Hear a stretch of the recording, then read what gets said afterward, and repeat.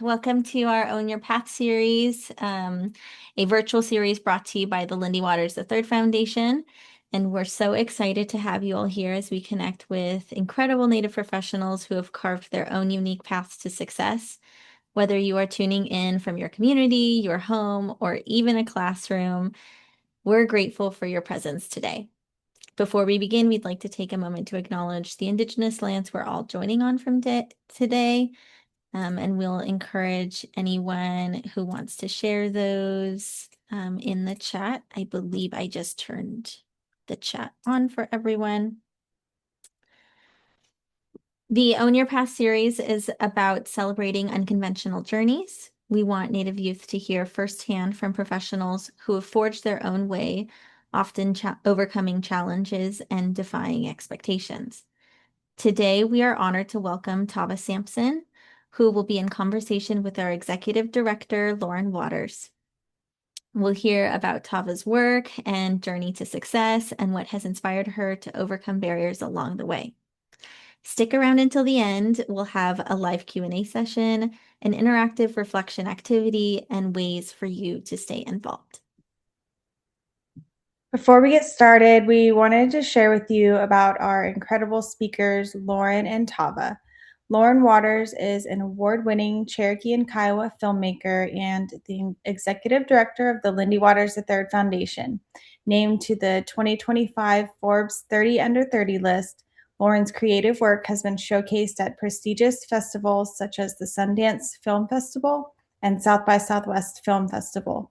Through her background in filmmaking and storytelling, Lauren amplifies Indigenous voices, inspires the next generation, and is passionate about serving Native youth. Tafv Sampson is an enrolled citizen of the Mvskoke Creek Nation. She has designed sets for brands and artists such as Spotify, FKA Twigs, A$AP Rocky, and Interview Magazine, with personal spotlight features for Vogue, Huffington Post, and Variety. Her most recent work includes FX series The Lowdown and Reservation dogs, which her team won the 2024 Art Directors Guild Award. She is also the first ever female Native winner of an Art Directors Guild Award. It is our pleasure to introduce Lauren Waters and Tafv Sampson. Yay! Thank you. Thank you for that intro. That's the first time I've heard my intro read out loud. I'm like, wow, that sounds fancy. It doesn't feel that fancy in person. Well, it's like not as glamorous as people think. It's never as glamorous as it sounds, is it? But it's so impressive the things that you've done. Because I'm always like, Tafv, talk about your work. Like, what have you done? Well, ditto. Look, I'm repping hard. Tava's wearing one of the t-shirts from one of the films I directed. Yeah, thanks for repping. But thanks for everyone showing up tonight. And we're so excited to have this conversation with you all. This is our first in-person Own Your Path session. So I've done them virtually, so it's a little bit different, but it's fun to be able to be in person with Tafv. And I met Tafv on season 1 of Reservation Dogs back in 2021, and I was like, wait, are you my older sister? Like, I am. I know. I am your older sister. Now we know for sure that's true, but it was just like so trippy seeing someone who looked like you, who was very like similar in values and doing incredible work, and I just looked up to you instantly. And so it's nice that we have this friendship now and get to share, you know, our story, your story, our stories with people who, you know, might be looking to learn from us or learn about how to get here. And so we can just start with, you know, your journey, like your early days. Like, early days. Can you tell us about your childhood and how your family shaped your creativity? And oh man. Okay, so childhood, I always like talk about creativity in this way, and I always tell people like, what were you doing as a kid? That's probably the thing that you were meant to do as an adult. And I was just an arts and crafts kid. Like my parents signed me up for sports. They signed me up for theater. They signed me up for like science classes. They signed me up for everything. I didn't want to do any of it. I just wanted to do arts and crafts. So that was sort of... Nothing's changed. Nothing's changed. That's what I do. Even though it's my job now, it's still what I do on my off hours. I'm always making something. But my dad was in the arts. He was an actor and a painter, and my mom is still a journalist. So I was raised with a lot of creativity, and I feel like I was raised with the privilege of knowing that creativity is a career path, which I feel like a lot of youth, especially Native youth, they are not being given that opportunity to like see that this is possible. So in that way, I feel very lucky to have been raised the way I was. Knowing that I was terrible at math and I was not going to get into college because I was so bad at math, and my family saying, it's okay, we know your strengths lay elsewhere, like pursue. You're not a failure. We're not a failure. Pursue the thing that you have been naturally good at since you were a kid. And that's sort of how I ended up doing what I'm doing. But to go back to the failing part, I did not get into college because of math. And I decided that I was just going to start working. And no matter what avenue that was to get there, I was like, I'll PA, I'll intern, I'll run and get coffees, I'll do menial labor. I don't care. I just knew that I needed to pursue art as a career path. And so that's how I started right after high school. I applied for an internship with Warner Brothers.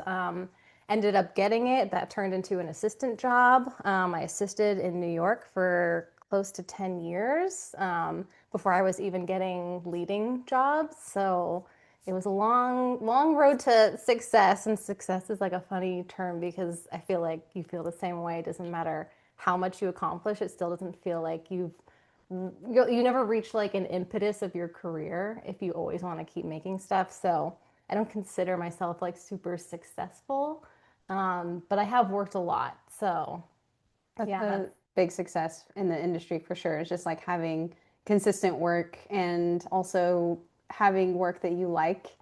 Because yeah. there's work that you could take that you don't, or survival work or whatever. Which I did do for a really long time in New York. I think for like close to over 10 years, I was doing a lot of fashion commercial work, which I liked in the sense that it was artistic and I was making stuff, but it had little heart and soul in it, and it was very like the metabolism of fashion and commercial. It's so fast. Like you work so hard on like a campaign, and you see it on a billboard, and it's exciting for like a day, and the next day it's torn down and it's gone, and no one ever talks about it again. And so I was finding like the way that the cycle of commercial and fashion worked was starting to feel more like a job than something that I was wanting to put my name on. And Res Dog sort of changed all that.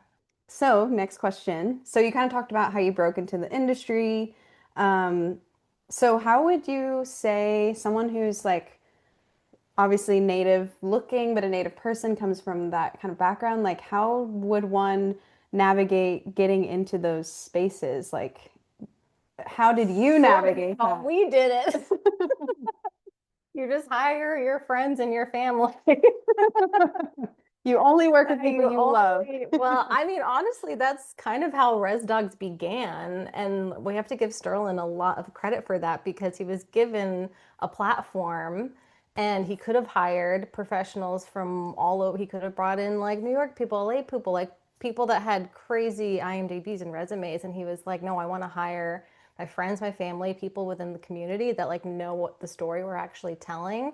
And he put an incredible amount of trust in all of us. I mean, it was like one of my first big, like kind of leading roles doing that. Erica Tremblay did the same thing for me on Fancy Dance. That was my first department head job, which on paper I did not have the qualifications for, but I had the heart. And arts and crafts, not too far. Crafts. I mean, but in terms of actually breaking in, I'm a big advocate for like cold emailing, cold texting, because that's what I did when I was starting out. Like I saw someone that I admired and I was like, I'm going to email them and say, can I take you out for coffee? And I did that with multiple people I ended up assisting and learning so much from. And they were like, that's sort of a lost art. Like we don't get calls like that anymore. That's such a good tip. It's like there's no pride swallowing in it. It's like you wanna meet these people, and I'm like always just say like, can I buy you a coffee? And it's such a simple, easy thing to do, and I've never met anyone that has said no. So if you guys want to buy us a coffee, really, Tava just wants free coffee. So coffee. But that's such a good tip because when I first moved to Tulsa in 2019, there was a few people that I reached out to meet up for coffee and on Instagram. Yeah. And I guess that was before technically when people would say, "Oh, you slid into their DMs or whatever." But like Brittany Bendabout was actually one of those people. We like met up for she works on the Lowdown too. She works in camera and she's been one of our collaborators and we met before the show, before any of that, because we met up for coffee and just like got to know each other a little bit. It really goes such a long way. Like face to face with someone, even if it's like on a Zoom, goes such a long way. And even if like you're not exactly right for whatever you're meeting them for, I guarantee you they are going to pass you off to someone who is.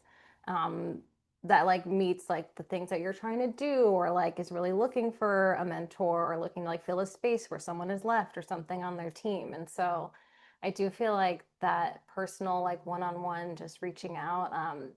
And I always tell the story of Stacy, who's on my team, who I love her. She's been with me on all Res Dogs, all Lowdown, Fancy Dance, your short film. Like we've done everything together.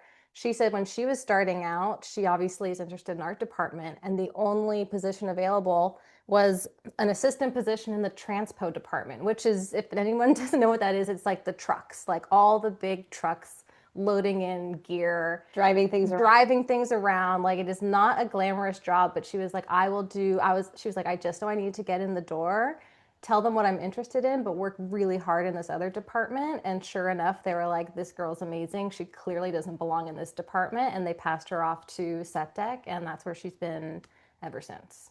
Yeah. That's so exciting that, Yeah. I mean, cool to see her just like move up and work. Well, she works so hard and she's just so talented. Yeah. So I didn't know that story about her. Yeah, I feel like if you just work hard and are kind to people, that's really all you need to do to succeed. Like you don't have to be super impressive and you don't have to like put yourself out there in all these like crazy ways. Just like meet one person and just like prove that you are willing to do the work no matter what it is, because work ethic is the most important thing in this industry because it is long days, long hours. Sometimes you're traveling, like I'm here for 6 months away from home. Like you really have to commit to the work, and I feel like people can really see that in someone else if you have it.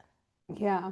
I'm curious for those who may not know what kind of job you do. Because obviously it's like, I know what you do. I know what a set decorator is, but it took a long time for me to understand what that meant. Even working on the show, I'm like, wait, what do you do again? I feel like Sterling still doesn't know what my job is. Probably not.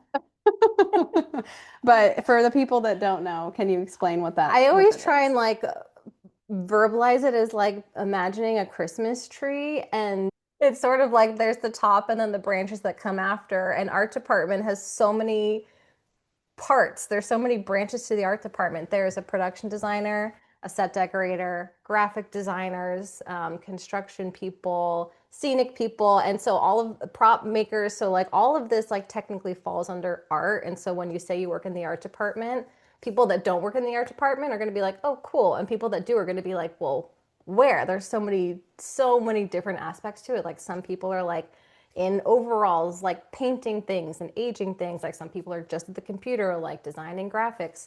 So my job is, as the set decorator, I take the concept of a character, say like a character's written into the show, and sometimes we have little to no information on them. It's like one sentence, like Bob sat in his chair at home watching TV.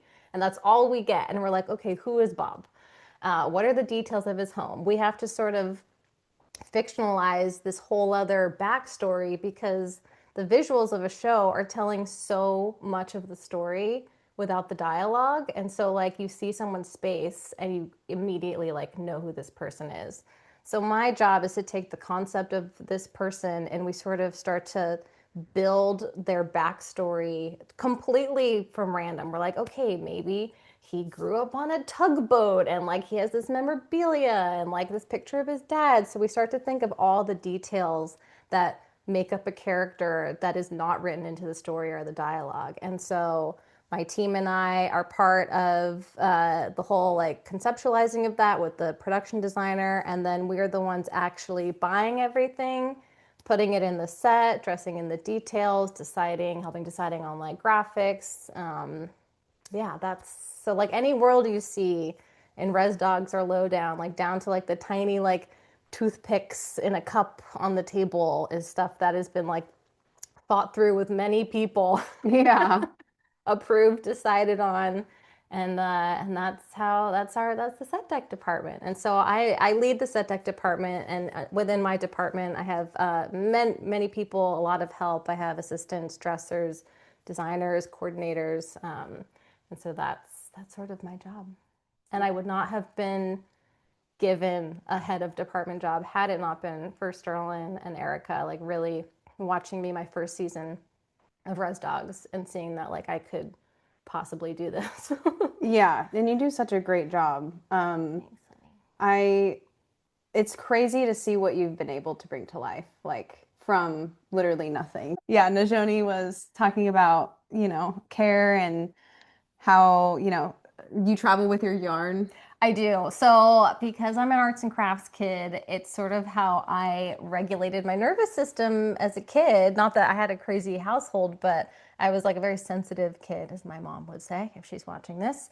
So I was like very affected by a lot of people's like energies or like loud noises. Like I just needed to regulate a lot, and I did it through crafting. And so as an adult, it is still the thing that I go to. And I also think that, as I was saying before, like, what's the thing that you loved as a kid? Like, that's what you should be doing. Like, even though it's my career, it is also very therapeutic to do it not with any sense of like professionalism around it. I think that's become really important to me as an adult because you get so burnt out in your job. And I'm like, oh, I just like, why would I want to do this on my off hours when I'm doing it all day for 6 months? But I find that like, doing it, changing my mindset around it and being like, this is just for me. This is to regulate my nervous system. And so I bake, I crochet, I'll draw, I'll journal.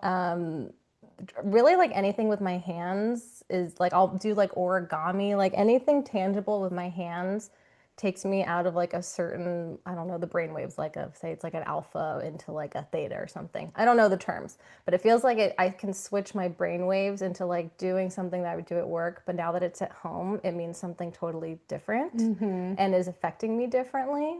And I find it to be so soothing and something that's so necessary in production because people in production know that really hard and self-care is the first thing to go out the window. And that was a real learning curve for me for a long time because I thought that like you're just supposed to work, go home, pass out, like barely eat any dinner. Like I thought it was sort of like a source of pride that I was like working myself to the bone. And then I realized that's actually not a strength.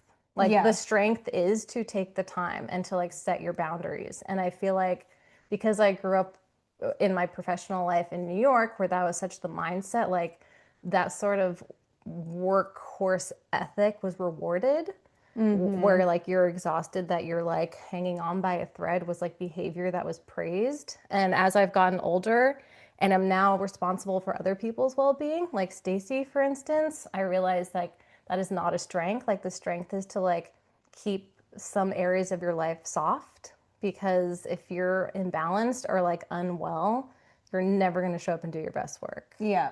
Yeah. So true. So I try and make like a pretty strict protocol with my team. Like, are you guys in therapy once a week? Don't stop doing that. Like, is it on Wednesday at 2 p.m.? So inconvenient. I don't care. You're going to keep doing it. Like, take your days. I also make everyone like block a week out of the work schedule because it's long. It's like 6 months. I'm like, what days are you going to be gone? I don't care if you're laying in bed those days, if you're going to go visit your sister, if you're going to go to Disney World. I don't care what you're going to do, but like you need to like everyone block out their week now so that we know you're gone. We can like bring someone else to fill in and like that is your week that you are taking care of yourself. Yeah, that's such a good thing to do because in production it just doesn't stop. It doesn't. You could literally just go and go and go. Yeah, and we have. And I mean, I've ended up in the hospital before. I know. That's so scary. Because I ended up in the hospital a couple of years ago from my diagnosis was exhaustion.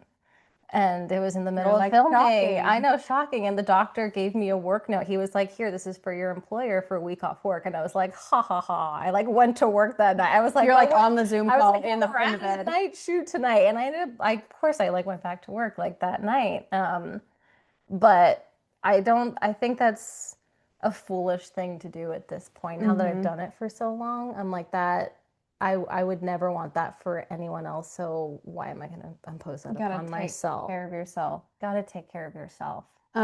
So actually, since we're talking about self-care, Najoni, do you mind running the reflection for us? We have a reflection that we wanted to do, talking about self-care. Yeah, absolutely. So hi, for those of you who don't know, my name's Najoni. I'm the event and grant manager here, and I also run our college prep program, which is over 125 students in our first year. And it's, passion work for me, something that I really love doing. And when I was learning about Tava's story and even just hearing her now talk about some of these like different things that she's doing. I really thought it would be great if we could encourage our youth this evening to reflect on how they take care of themselves and how self-care can fuel creativity as we're talking about these different things. And so Tava talks about grounding herself through practices like reading, baking, and cozy rituals. We all have ways that help us recharge. Take a moment to think about one activity that helps you feel centered, calm, or inspired. It could be cozy, it could be creative, or just something that brings you peace. And so in the Zoom chat, or if you're watching on Facebook, you can share a practice you do that grounds yourself, and why does it make you feel creative or rested, and what could you do better to make time and space for this intentionally. And really thinking about that break that Tava was just speaking on. I think that's really important that we take time, and especially in like academic settings, work settings, things can feel really hectic a lot of the time, and taking those pauses are really important. And so I'll share my own. Tava talked about it, journaling. I have a junk journal and I have like a work journal. So my work journal, like everything goes in that.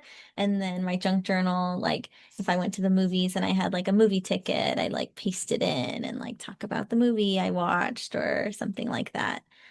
Um, I and saw so someone's comment, being rugged doesn't mean running yourself ragged. Ragged. Steal that. We gotta put that on shirts. I know, I love that. Like that's like my new self-care motto.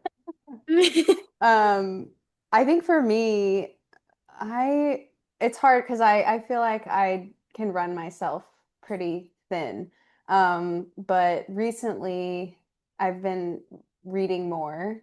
Reading. And for me, I know that sounds like kind of cheesy, but I was just on social media so much. I was scrolling and I was like, man, I just like I used to love to read when I was a kid and growing up, and so I switched it for any time that I was craving to be on social media to Yeah.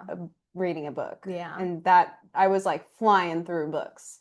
And Tava loves cozy baking mystery I books. have like a very niche subgenre of book that I love to read, which is like baking murder mysteries, and they all, oh God, I'm sorry, I'm talking with my hands again.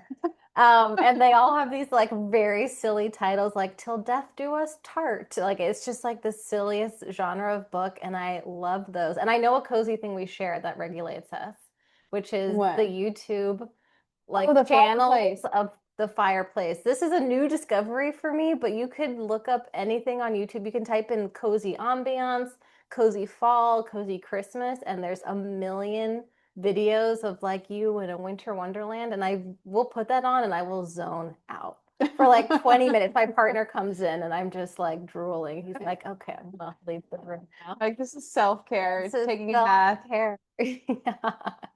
But yeah, please feel free to share yours in the chat. And Najoni, thanks for explaining the activity to everybody. Oh, I also have yeah, one of more course. that I love. So in terms of scrolling, I similarly like always scrolling before bed. And I changed, I was like, I think I'm too addicted to my phone at some moments in my life to not fully be on the phone, but I changed my scrolling to Pinterest instead of Instagram. Because Pinterest is just all it learns what you like. It's like flower arrangements or like home renovation, whatever, baking. It's like whatever you like, it knows to show you only those things. So I call it joy scrolling, and I will joy scroll instead of doom scroll. That's a good tip. Yeah, Leanna says, I love to meditate or do timed breathing.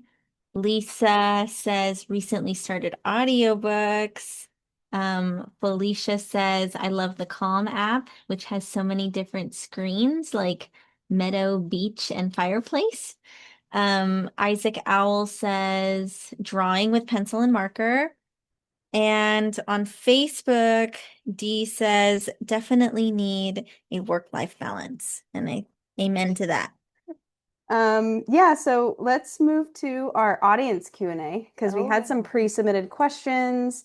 We have some people who are also submitting questions. So if you have anything for Tavv or things you want to talk about, just put them in the chat on our Zoom or on Facebook, and they'll go ahead and send them over, and we'll see what Tavv thinks about them. So let's see. I love a Q&A. Ooh, this one's a good one. Have you ever started creating with one dream in mind, only to discover along the way that something different was emerging?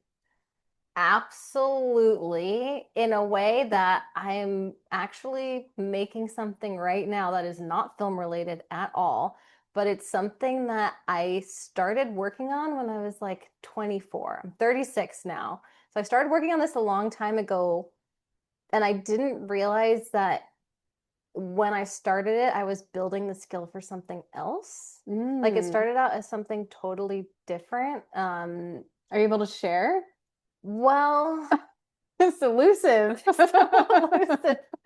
Well, okay, I'll just say this. I love taking classes, and even though I was bad at school, love taking classes after I was no longer like school age. And so I started taking all these classes thinking I was going to like build this company, and I wanted to know like everything about how to do it, like the ins and outs of the business of it, and like the formulating of like it was like stuff I was making with my hands. And then this thing that I'm building now, I realized it wasn't the original goal, but everything I was doing then was actually building something bigger. And I think about this a lot because a lot of friends of mine at the time were like, just launch the thing, like just do it. And I couldn't tell if I was being really resistant and stubborn because I was like, no, it's not ready. It has to be perfect. And I had everyone being like, it doesn't have to be perfect, just put it out now. And I agree with that. I think just put the thing out now, like make it exist and then make it better later. I do believe in that. But there was something more resistant in me where I was like, I know that I'm building this thing, but I don't think it's fully developed yet. Like, I don't think if I launch it this way, it's actually going to put limitations on what it could be. I just didn't know what that thing was. And now, like, cut to 10 years later, I know exactly what this is. And I was just making, like, building all, can't use my hands. God, it's so hard. Stepping stones to get to the thing I'm making now. And I think that's pretty often in creative processes. Yeah. Where it's like almost your body knows before your brain does, like what you want to be doing. And so you're kind of like feeling in the dark. Sorry, guys. But yes, anyways. It's like planting seeds. Yeah, you're planting seeds and you're trying to like build a skill that's going to lend to whatever you're going to make, and it most often ends up being something totally different. And I feel like I listen to like a lot of podcasts about founder stories. That's also one of my self-soothing, like I love a podcast, especially about people who have created something like a company or a building or whatever it is. I love hearing origin stories. And I'd say like 98% of the time, like the origin story it's so different what it ended up becoming. And people had to go through a lot of trial and tribulations or heartache or unexpected life changes where it pivoted to this other thing that's completely brilliant. So That's why I love like memoirs too. Yeah. And I love listening to those origin story podcasts. Yeah, same. Let's see. How do you keep one's hope and creativity during troubling times? Ooh. Well, I think that sort of, as I was saying before, the thing that I've ended up doing was my therapy, like as a kid.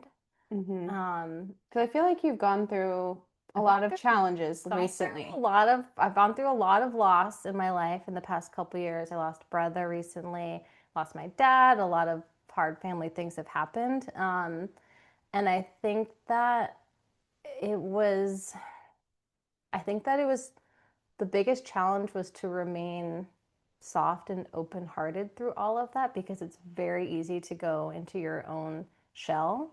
And I think that I'm naturally I want to like keep bad things to myself because I just want to be like fun and we're making things. And I think that it took me a couple years going through my first hard things to realize that I needed to share what was happening with the people around me that loved me the most. And that's what made our relationships closer. And you've been with me through some of these things, and I feel like it's only built stronger foundations. I've forgotten the question.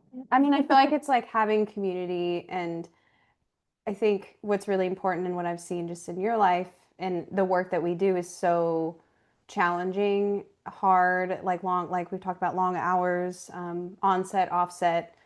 A lot of times I bring my work home. I'm like working at home really late or like sometimes in the middle of the night and like can't find balance. But when you have to get the job done, you work, and then when you're not on the job, then you rest. So, but I think for me, you know, being able to when there are harder times, it is my friends and it is my family, you know, and I think prioritizing those people in your life, even though you do get busy, which I'm just so grateful that I do get to work with you and like people that I love, because it's such a big blessing. And I don't know I couldn't be doing this work if it wasn't for the family that we have and what we've created over the last like 5 years, because it's so hard, you know? And so be able to lean on each other. And so for anyone out there who might be thinking, you know, how do I get through this? I just encourage you to find someone that you can confide in about whatever you're going through, or, you know, even just if you're not able to share with them what you're going through, it's like finding a way to just like spend time or like do an activity with someone else, because I feel like it's so easy to just get caught in your own head and like in a spiral. I also think like the perspective shift is really important. Like there's times when I'm so stressed, like sometimes I'm like in the car crying and I'm just like my nervous system is like shot and I'm just like, oh, I can't do this. And then I zoom out and I'm like, what a blessing and privilege it is to be so like overwhelmed with things that I prayed for like 5, 10 years ago. Like this is the life I wanted.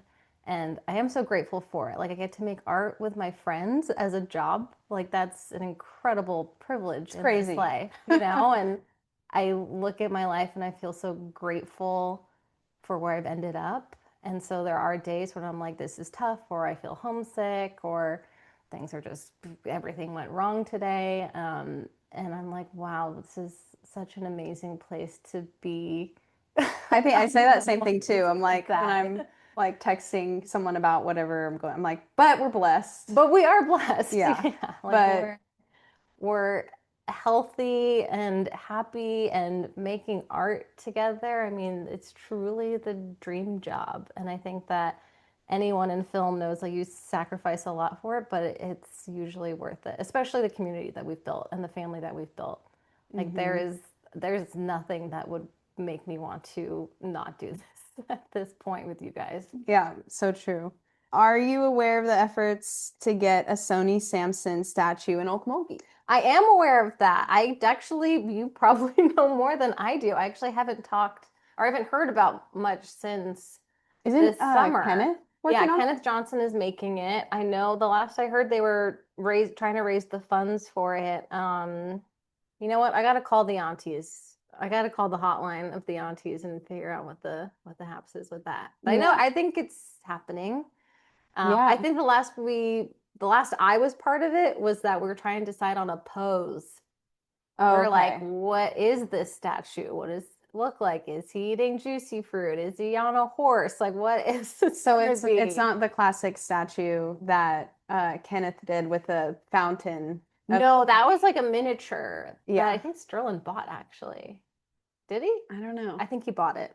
But that's really, so Kenneth Johnson is an Mvskoke artist, Yeah. silversmith, but Yeah. also just like really large. Works out of Santa Fe. Yeah. Has a studio there. He's incredible. Very good friends of the family. I call him uncle. He's been around for a long time. Love him.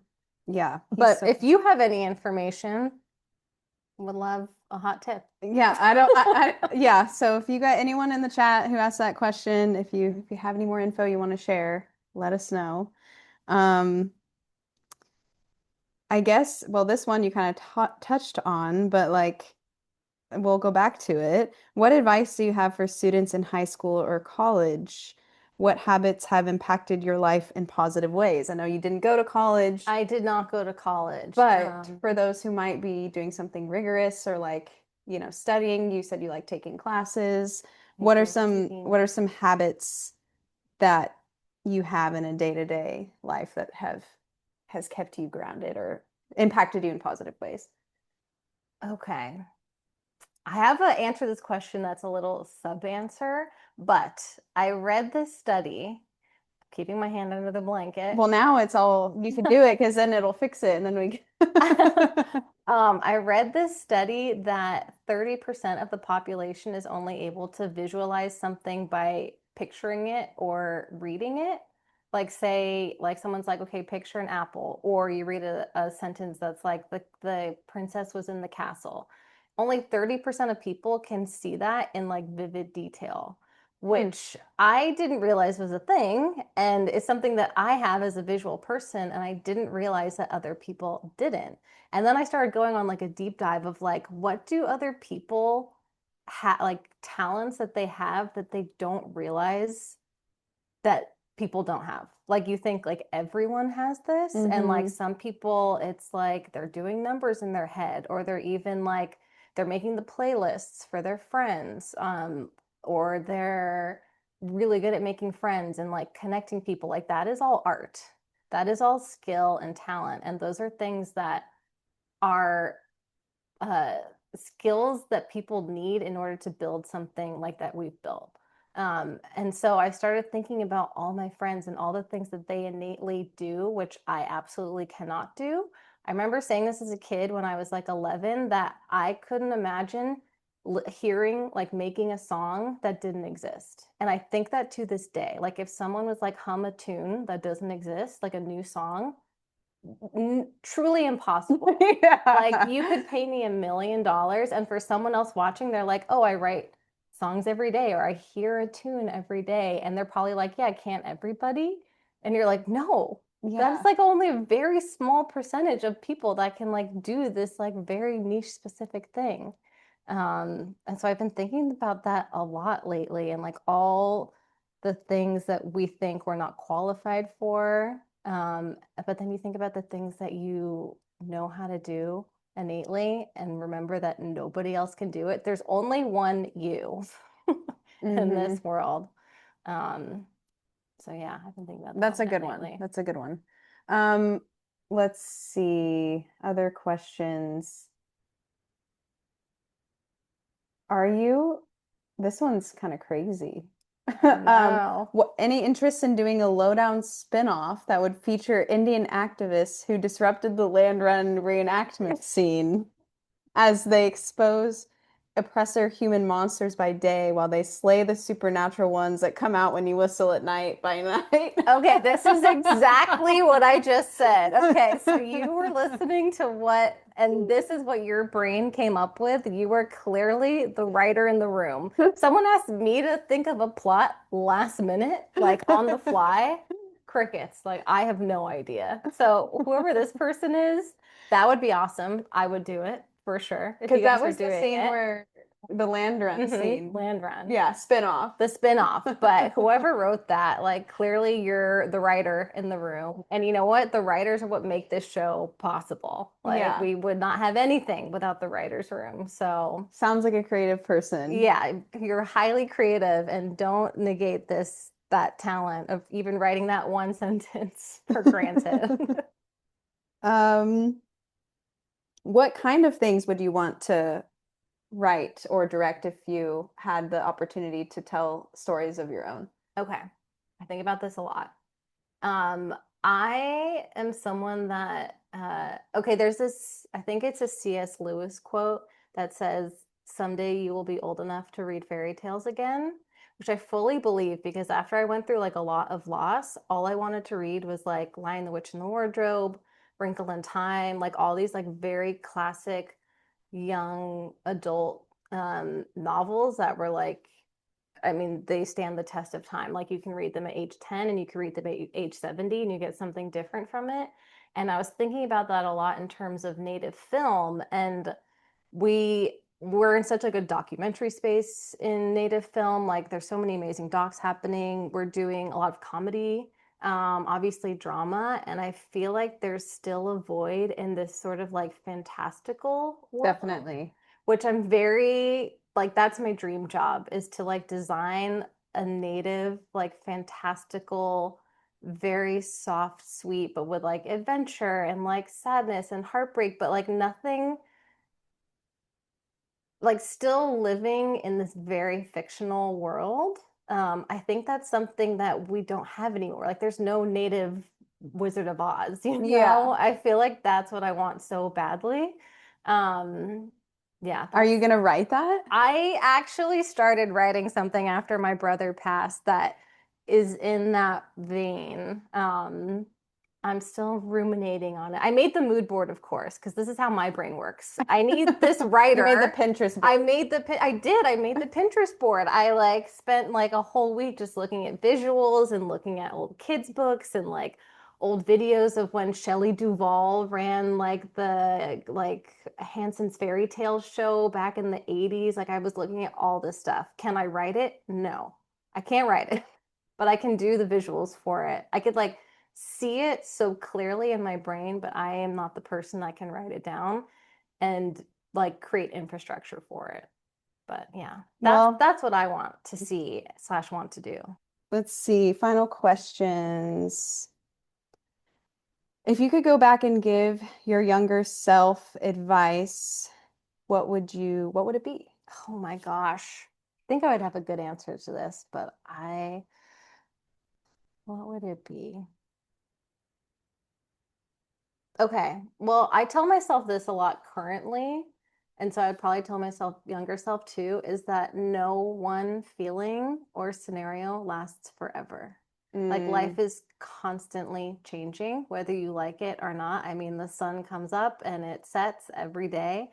And I think there was moments in my youth where I felt like I felt incredibly stuck or stagnant in my thinking, and I felt a lot of pressure to do one thing or another. And I had like a lot of like angst. Like I felt like most of my 20s was feeling very anxious and just like all the emotions of like being young and trying to navigate the world. And I think a lot of those feelings prevented me from actually creating stuff. And I am someone that really gets in my feelings and I just cocoon and I'm like, I'm going to be trapped in this feeling forever. And I think that it took me a long time to realize that everything's always changing all the time. And I'll even have like one really hard day. I had one like 2 days ago where I was just really in my emotions and I was like, I just want to give up. Like, I want to go home. Like, I can't live in this feeling right now. And I was like, no one feeling lasts forever. It's going to evolve. It's going to change. It's going to become something else. It might become another hard feeling, but that you're always going to come out of it. And I think that that's like advice I still have to tell myself on a regular basis. And I would definitely tell my younger self that. Yeah, that's a good reminder too, because I feel like as I've gotten older and have experienced more things in life, it's easier to know that. But when I was younger or when I was going through college, for me, like college wasn't the best years of my life. It wasn't something that I didn't enjoy it. And people were, my parents or whoever would say, these are the best years of your life. And I'm like, whoa, like I'm gonna live a really horrible life if that's the case. But things felt so permanent. And I know that like those decisions really are big decisions and do like change the course of your life, which I think can feel really daunting. And those feelings feel so permanent when you're in it and when it's dark and when it's hard. But it feels like it's like defining you or something. And I hated that feeling. And that it would never change. Yeah. And that it would never change. I'm like, well, I guess I'm this person now forever. It'd be trapped with me for the rest of my life. But it's always changing, like even like minute by minute. Sometimes it's very quiet and very slow, but I would tell my younger self that. Yeah, totally. Let's see. Well, we talked a little bit about these questions we've kind of talked about, but we'll come up to them again. So what does success mean to you now? I know that we kind of talked about what that means, but you were the first female Native woman, same thing. You were the first Native woman to win an Artist Directors Guild Award, which is huge. So for people who don't know about what that is, you should explain that. And then also like I feel like a really big milestone with your success, but also how do you keep like what is success to you in other ways? So I'll just say what the Art Directors Guild is. So the ADG Award is basically like the Emmy or the Grammy of the art department of the art world. And so it's truly held like in LA, red carpet, it's televised, like it truly is like Grammys, but for art.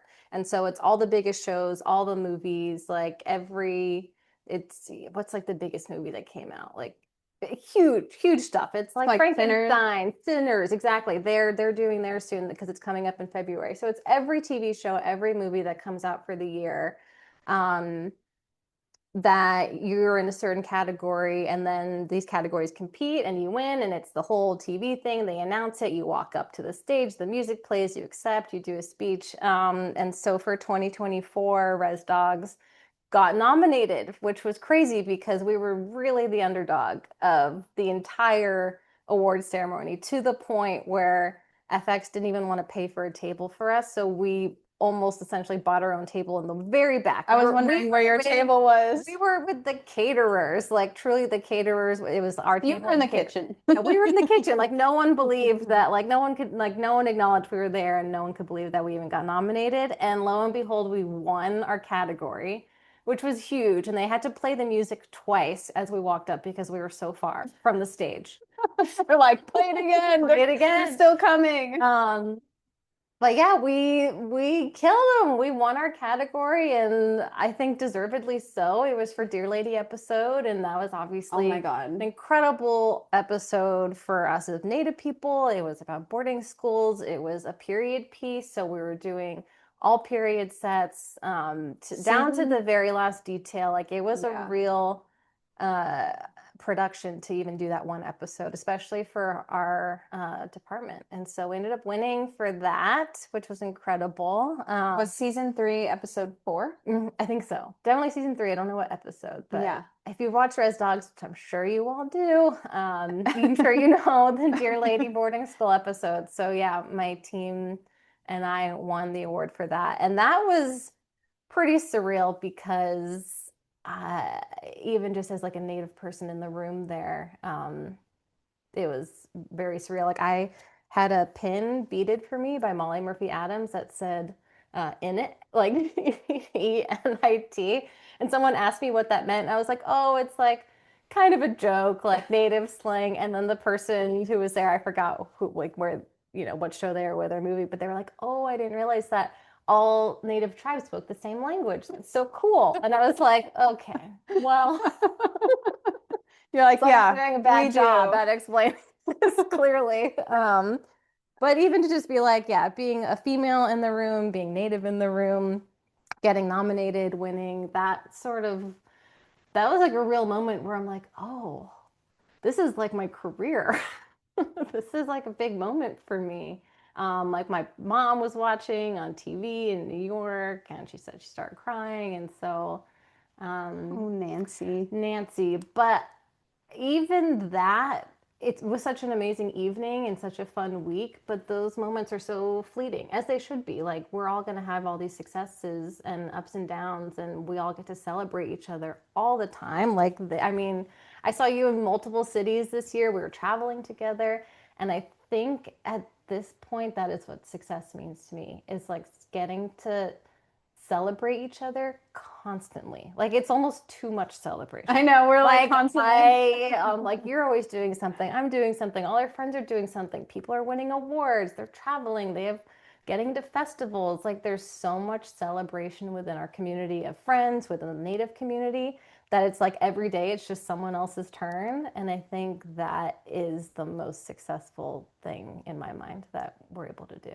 It's so special. And I think what makes it even more special is we know how hard it is to get to those celebrations. And it's not, even though maybe on social media people see all the highlights or whatever, but it's like we see each other through those hard moments and through the grind. So like when we are able to celebrate, we're like all get and no together. one's competing. Yeah. Which is also like rare in the film and TV and media world. I feel like most people are want to put the other person down that's up for the same jobs, you know? And that's never what we're doing. We're like, you got it? That's amazing. Like, we're always trying to support each other, never in competition. What's it called? High tides raises all ships. Like, a win for one of us is a win for everyone. So Yeah. yeah. And just I feel like it is human to feel that way sometimes, but then it's like, no, wait, like why would I ever want to compete with any of my colleagues like or friends? I And think what's it called? A scarcity mindset is a colonizer way of thinking. We are abundance. There's abundance in this world. We've always known that as Native people. yes. Yep. I love that. Well, that's a good note to end on. Well, any last words? I mean, that's pretty solid. No, this was so fun. Lauren, this is Lauren and I's like 10th thing doing together. That we've traveled all over the country this year together. We've done podcasts. We've been with each other's families. I feel like just being with you, getting to do this is success to me. Yes, we finally got our camera figured out the last 10 minutes. So thanks for bearing with us and sticking around. Thanks for everybody's questions and engagement through the reflection activity. Thank you, Tava, and our team at the Lindy Waters the Third Foundation, Najoni, Lisa, and Leanna, who are behind this. I just show up, they put it all on, and it's really impressive. So we're going to share links in the chat so you can stay in touch with us in our work. Please follow us. Sign up for our newsletter for future guests. And yeah, thank you again. Have a good evening. Guys. Thank you for watching.